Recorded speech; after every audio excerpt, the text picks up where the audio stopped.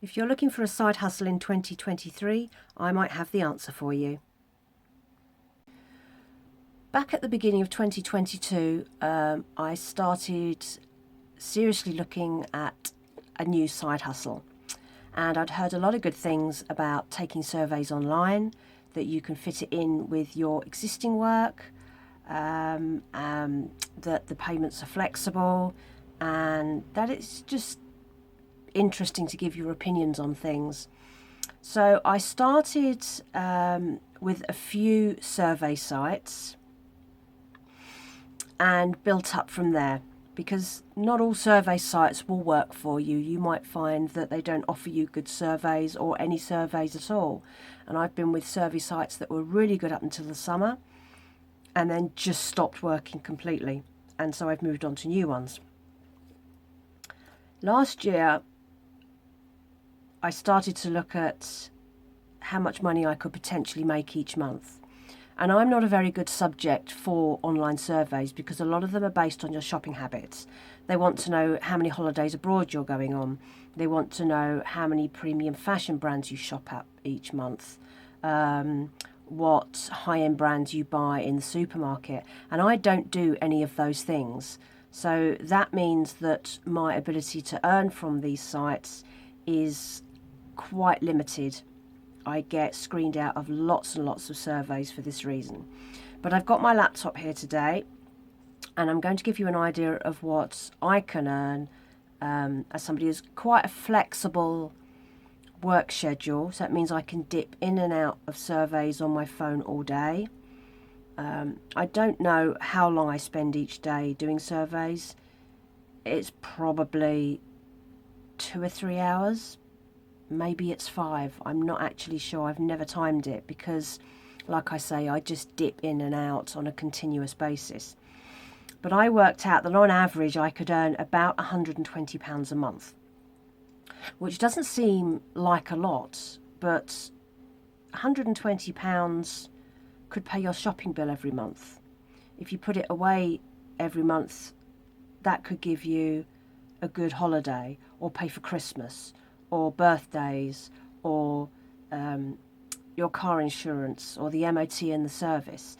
So incrementally, it doesn't seem like a lot, but it adds up. Last year, I ended up earning £1,571 from doing surveys online.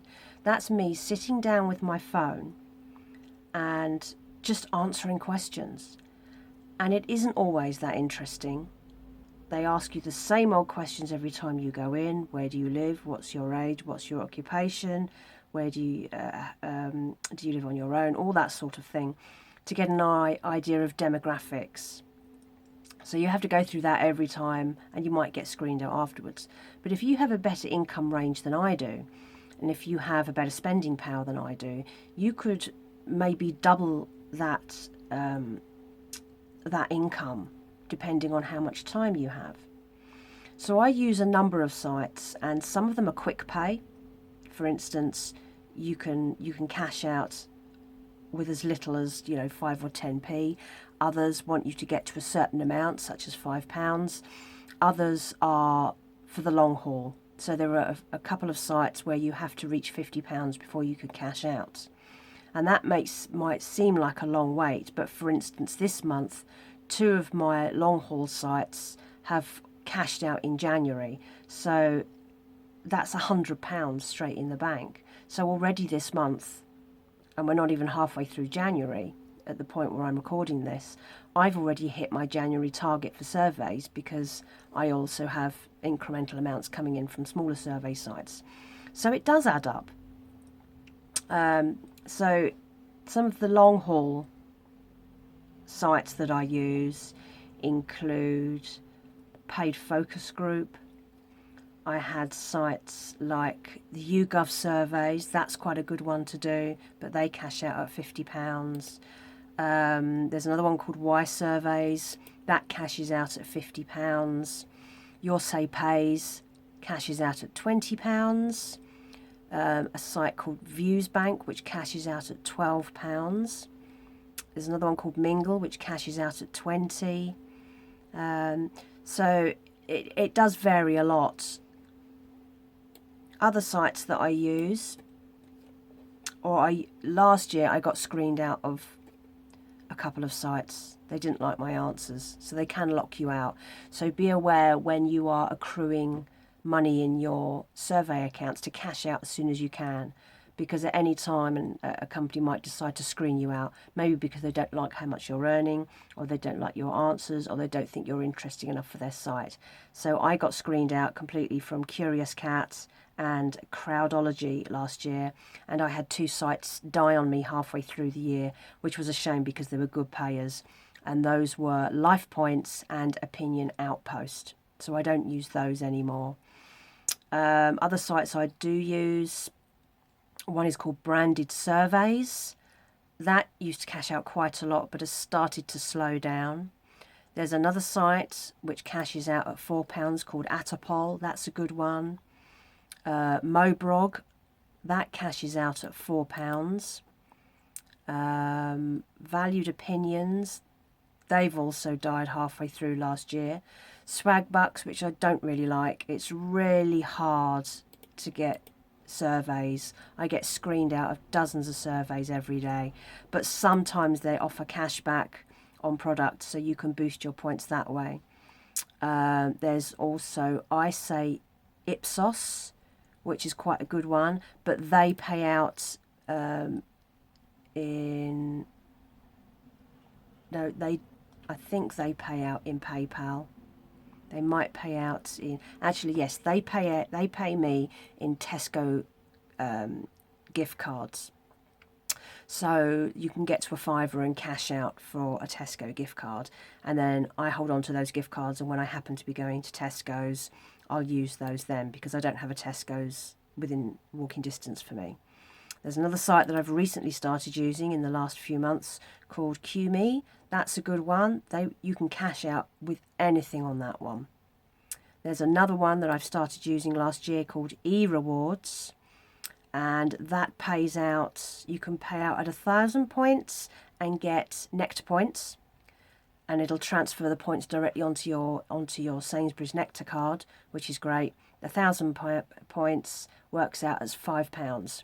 So that's one reason why my Nectar card has done so well. And there's another site called Canvas, which is, I think, operated by Nectar, and they give out points.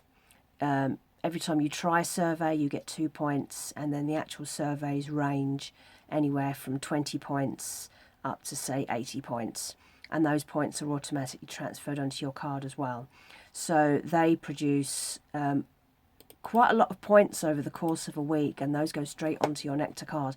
And I've got almost £40 on my card now, and none of that's from shopping, because I don't shop very often at Sainsbury's, but it means that I have free money to go to Sainsbury's and buy things when I can't get yellow stickers, or if I need something and I don't want to boost up my food costs that month. So other sites, we have Panel Opinion, they cash out at £10. There's one called TV Viewers, who occasionally send me surveys by email. It's a bit sporadic. There's another one called Influence, which is a vox pop. So it'll send you questions and you record your answer. And they range anywhere from 25p to, I think it's about 65p, something like that. But I really enjoy those. And that's one of the things that inspired me to start this vlog, because I don't like selfies and I don't like seeing myself on camera. I find this quite awkward, which is one of the reasons I'm doing it, to challenge myself. But when I started doing the vox pop answers for Influence, it kind of encouraged me to just kind of get on and do it. They cash out, I think, at £10. So there's quite a range. There are other things you can do which aren't surveys, which will also earn you money. There are 2 sites that will give you points for taking photographs of your shopping receipts. And the 2 sites that I use are Shoppix, that's Shoppix, and Huyu. Now Shoppix will accept quite a range of receipts, except for travel and gambling. And you get something, if you get 7 days to photograph a receipt. If you photograph it on the same day you got the receipt, you get bonus points. and then you cash out when you reach a certain number of points. I think Shoppix is something like 3,200 points and you get a fiver. And depending on how much you shop, depends on how much you can make out these sites. Last year I made £20 out of Shoppix and I made 15 out of Huyu. Huyu only takes supermarket receipts. But for the sake of just taking a photograph of your receipt and uploading it to the site, it's worth it. I made £35 last year just taking photographs of my shopping receipts. So it's relatively easy money. Now, as I said, I made just over £1,500 last year on this. As I am self-employed, I have to declare that as income because it's intentional earnings. It's not like I was, selling a few ornaments off my shelves or something to make a few bucks or selling the odd book. It's intentional income, so it goes in as part of my business. But frankly, I'm so far below reaching the tax threshold, that's not a problem for me. These sites are worth giving a go. I will include a list below this entry where I will name all the sites that I use, and then you can go online. Some of them are web-based only, some of them have apps. So give that a go and see if you can boost your income. Even if you work full time, it might be that you have a 2-hour commute either way on a train and you can sit there and just do surveys. They tend to be quite busy during the week.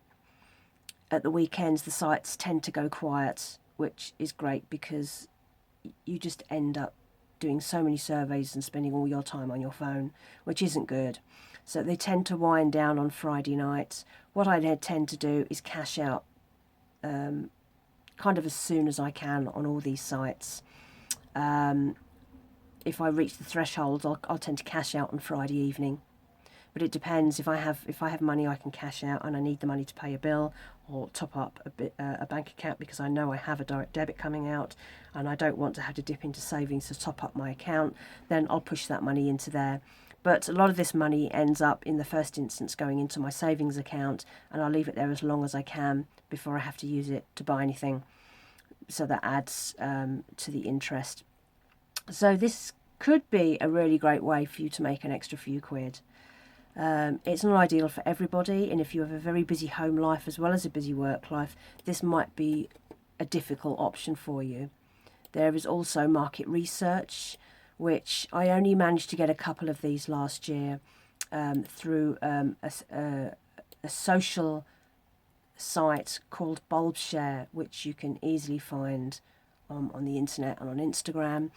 They have a lot of surveys. Some of them are paid, some of them aren't, but I had 2 invites last year to do market research, and they were 45-minute Zoom interviews with somebody working from home, I think they were. I can't remember what they were both about. One of them was about premium brand cooking sauces, and the other one was more about how the cost of living crisis is changing the way I shop. So, and a lot of brands are commissioning surveys at the moment to get a feel for how people are changing their shopping behaviours, because they want to keep you shopping. So they need to find out what your mindset is so they can work out how to encourage you to stay in the shops.